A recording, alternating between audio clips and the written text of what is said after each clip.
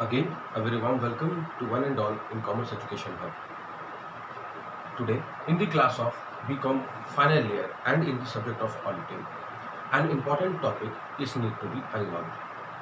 And regarding the same, it is known as liabilities of an auditor.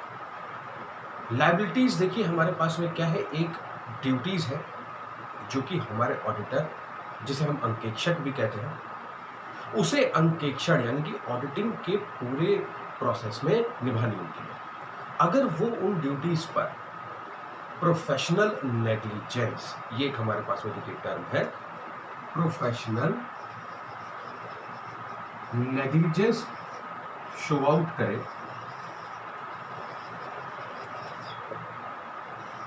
Clear, तो उस पर हमारे पास में बहुत सारी लायबिलिटीज काउंट अप होती है जो कि हमारे कंपनी फर्म एंड ऑर्गेनाइजेशन के लिए नेगेटिव है और उसे उस ऑडिटर पर कॉम्पनसेशन भी देना होता है। Clear, so let's continue with this. Professional negligence. Professional negligence जब एक ऑडिटर, जब एक अंकेक्षक हमारी कंपनी में ऑडिट करने आता है और अगर वो प्रोफेशनल नेग्लिजेंस शो ऑन करे, यानी कि failure to perform the duty according to accepted professional standards, उसके जो प्रोफेशनल स्टैंडर्ड्स हैं Institute of Chartered Accountants of India ICAI द्वारा दिए गए जो भी दिशा निर्देश हैं या फिर उनके द्वारा कही गई जो स्टैंडर्ड्स हैं, उनको अगर उसने अनफॉलो कर दिया, ठीक है, उन प्रोफेशनल स्टैंडर्ड्स पर वो नेग्लिजेंस शो कर रहा है, वो उसके अकॉर्डिंगली काम अगर नहीं कर रहा है, तो जाहिर सी बात है वो अपनी ड्यूटी पर फेलियर परफॉर्म कर रहा है। क्लियर, सो उसे हम जानते हैं प्रोफेशनल नेग्लिजेंस के नाम से, और ये प्रोफेशनल नेग्लिजेंस ही लायबिलिटीज बना करके देता है हमारे ऑडिटर की, जो कि नेगेटिव इम्पैक्ट डालती है हमारी कंपनी के goodwill, image, shares, profits and such kind of financial evidences. Clear, so let's know what are the liabilities of an auditor. So basically there are three types of liabilities. So the first one is civil liability. Clear? Civil liability is basically related with the shares. ठीक है, ये जो है आपका, ये related करती है share से। देखिए हमारा जो ऑडिटर है, अगर वो प्रोफेशनल नेग्लिजेंस दिखाता और उसकी वजह से उसने एक ऐसी अपनी ओपिनियन दी, आपको पता होगा हमारे एक प्रीवियस लेक्चर्स में मैंने आपको बताया था कि there are two types of opinion given by the auditor. The first one is known as disclaimer, अगर उसे डाउट है कंपनी के ऊपर तो वो देता है, और दूसरी आती है आपकी क्वालिफाइड। क्वालिफाइड मीन्स हाँ 70% तक आपकी ऑर्गेनाइजेशन फर्म में कोई भी फाइनेंशियल डिपार्टमेंट से रिलेटेड हो या फिर सेल्स परचेज किसी भी एक्सपोजेंट, ठीक है, सब कुछ सही है। तो ये दोनों ओपिनियंस अगर हमारा ऑडिटर नेग्लिजेंस शो करके गलत रिपोर्ट प्रिपेयर करके, जिसे हम रॉन्ग ओपिनियन भी कहते हैं, और उसकी वजह से हमारे शेयर्स पर इफेक्ट पड़े, यानी कि मार्केट में हमारे शेयर होल्डर्स उसी की ओपिनियन मानेंगे, ठीक है। वाई? बिकॉज ऑडिटर को देखिए एक एक्सपर्ट कहा गया है जिसे अपने प्रोफेशनल स्टैंडर्ड्स के अकॉर्डिंगली काम करके कंपनी पर एक ओपिनियन देनी पड़ती है और एक इमेज बिल्डअप होती है उसकी मार्केट में। और हमारे कंपनी के जितने भी शेयर होल्डर्स हैं, या फिर आप कह सकते हैं जो टारगेटेड कस्टमर्स हैं, जो अभी दूसरे कंपनी के प्रोडक्ट या फिर शेयर्स को परचेज आउट किए हैं, लेकिन पॉसिबिलिटी ये बनती है कि कल को हो सकता है वो हमारी कंपनी के भी शेयर्स और प्रोडक्ट्स परचेज करें, तो जो आपके सेल्फ शेयर होल्डर्स हैं प्लस जो टारगेट कस्टमर्स हैं वो उसी की ओपिनियन को मानेंगे और एक्सेप्ट भी करेंगे। और अगर उसने कोई गलत ओपिनियन दे दी जो कंपनी को एक नेगेटिव ट्रैक ऑन में लेकर के जा रही है, तो उससे लॉस होगा कंपनी को भी और साथ ही साथ शेयर होल्डर्स को भी। और इस फाइनेंशियल लॉस पर या फिर डैमेज को भी आप कह सकते हैं, जो कि हमारे ऑडिटर के गलत ओपिनियन पर, ठीक है, जो भी फाइनेंशियल लॉस सफर करेगा हमारा शेयर होल्डर या फिर हमारी कंपनी, उस पर ही और she, that is the auditor needs to compensate, क्योंकि ये एक पनिशेबल ऑफेंस है और उन्हें कॉम्पेंसेट करना होता है। Clear? Now the second type of liability that the auditor has, ये होती है आपकी, देखिए, under companies act. Under companies act में देखिए ये रिलेटेड है हमारे प्रोस्पेक्टस से। अब आपने अपने कंपनी का प्रोस्पेक्टस बनवाया फाइनेंशियल ईयर के एंड में, ठीक है, जो कि एक प्रकार का डिजिटल लुकआउट है that what is your company, what is the product and what is the financial accounts of yours that are speaking about your goodwill. Clear? So ये जो हमारी प्रोस्पेक्टस है, इस पर ऑडिटर अपने ओपिनियन रिटन फॉर्म में देता है, और उस प्रोस्पेक्टस पर उसका एक मैसेज प्लस ऑडिट रिपोर्ट भी पब्लिश की जाती है।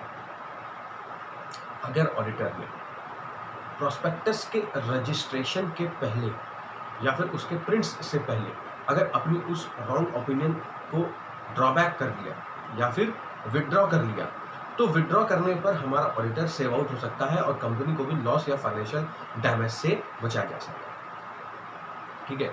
लेकिन अगर ऐसा नहीं होता, हमारा प्रोस्पेक्टस पब्लिश हो जाए, साथ ही साथ रजिस्टर्ड भी हो जाए, तो अल्टीमेटली हमारे मार्केट में जो कंपनी का एक इंट्रोडक्शन प्लस जो इमेज बिल्डअप होने वाली थी उस प्रोस्पेक्टस के माध्यम से, रेगुलर कस्टमर्स, टारगेटेड कस्टमर्स और अपकमिंग कस्टमर्स के लिए वो पूरी की पूरी ऑन द स्केल नेगेटिव बन जाए, और ऐसा होने पर हमारा लायबिलिटी जो है वो ऑडिटर की बनती है यहाँ पर कि ही और she needs to compensate because they are liable, ठीक है। उन्होंने वो मिस्टेक हैपन की है। अब वो मिस्टेक नहीं, वो एक प्रकार की रॉन्ग ओपिनियन है जो कि ऐसे की गई कि उन्होंने या तो अपने पर्सनल फायदे या किसी भी एक्सपोर्टेड कंपनी को पॉजिटिविटी या प्रॉफिट मोटिव के अकॉर्डिंगली प्रॉफिट पहुंचाने के माध्यम से या मकसद से उन्होंने ऐसा किया। Now the third type of liability that a auditor has, and that is known as criminal liability. देखिए, जब आप किसी भी, ठीक है, कंपनी में ऑडिटर के आने पर कोई भी ऐसा लीगल डॉक्यूमेंट या सर्टिफिकेट साइन आउट कर दिया जाए जो कि एक फॉल्स एविडेंस था, और ऐसा जब हमारा ऑडिटर करता है, so that type of liability will be known as criminal liability, ठीक है। सो यहाँ पर क्या है कि हमारा जो भी लीगल डॉक्यूमेंट्स या फिर सर्टिफिकेट्स, क्लियर। सो ये जो आपके लीगल डॉक्यूमेंट्स हैं या जो सर्टिफिकेट्स हैं जो कि क्या है, एक फॉल्स एविडेंस आपने उन्हें बना दिया, और फॉल्स एविडेंस पर हमारे ऑडिटर ने अपनी सिग्नेचरीज कर दी, ठीक है, और उन्हें रजिस्टर्ड कर दिया। तो अब ऐसे डॉक्यूमेंट पर अगर आपने अपने साइन कर दिए या फिर आपने ऐसे सर्टिफिकेट्स बना के रख दिए हैं जो कि एक फॉल्स एविडेंस आप दिखाना चाह रहे थे, ठीक है, उसे दिखाना एक पॉजिटिव उसमें था, लेकिन वो है इन टोटलिटी अ फ्रैजरी और a fraud kind of certificate that has been signed by the auditor, और ये सब कुछ किया गया नोइंगली, यानी कि जानबूझकर। तो इस पर ये जो है ये लायबिलिटी कहलाएगी आपके लिए क्रिमिनल लायबिलिटी, क्लियर। सो ये तो देखिए हमने जाना कि what are the types of liabilities of an auditor. अब जो हमारा मेन पॉइंट आता है कि भाई अगर if found guilty then what are the penalties that an auditor will be facing or has to suffer. तो जो पेनल्टीज उसे सफर आउट करनी है उसमें सबसे पहला तो आता है 3 times द सम इन्वॉल्व, जितने का उसने गबन किया होगा, ठीक है, उसका 3 times 3 गुना amount as a penalty he और she as an auditor needs to compensate, उसे सबमिट करना पड़ेगा कोर्ट ऑफ लॉ को। या फिर दूसरा, देखिए ये डिपेंड करता है आपके केसेस के ऊपर, ठीक है, according to section 147 of Indian penal code, ठीक है, कोर्ट डिसाइड करती है कि आपका कैसे पेनल्टी लगानी है। अब ये तो होगी फाइनेंशियल काइंड ऑफ पेनल्टी जो कि एज अ फाइन आप सबमिट कर रहे हैं कोर्ट ऑफ लॉ में, फर्स्ट थिंग। सेकेंड थिंग आता है 6 months से लेकर 3 years तक का इम्प्रिजनमेंट, यानी कि the auditor will be behind the bars, ये भी डिपेंड करेगा कि आपने कितना क्या गवर्न किया है और कैसा लॉस उस कंपनी या फर्म या ऑर्गेनाइजेशन को हुआ है। ये भी कोर्ट देखेगी कि आपने जो काम किया वो कौन सी कंपनी के साथ में किया, प्राइवेट सेक्टर, गवर्नमेंट सेक्टर या फिर सेमी गवर्नमेंट सेक्टर, और उसका कितना पार्ट वो लोग एज अ टैक्सेशन हमारे सेंट्रल गवर्नमेंट को पे कर रहे थे। ठीक है, अगर ज़्यादा टैक्स पे कर रहे होंगे तो ऐसी कंपनी को लॉस हुआ अगर, या फाइनेंशियल डैमेज हुआ है तो गवर्नमेंट को भी होगा, तो हो सकता है आपको फाइनेंशियल पेनल्टी की जगह बिहाइंड द बार्स रखा जाए। ठीक है, और at last institute of chartered financial accountants of India ICAI 5 years तक आपको प्रैक्टिस नहीं करनी।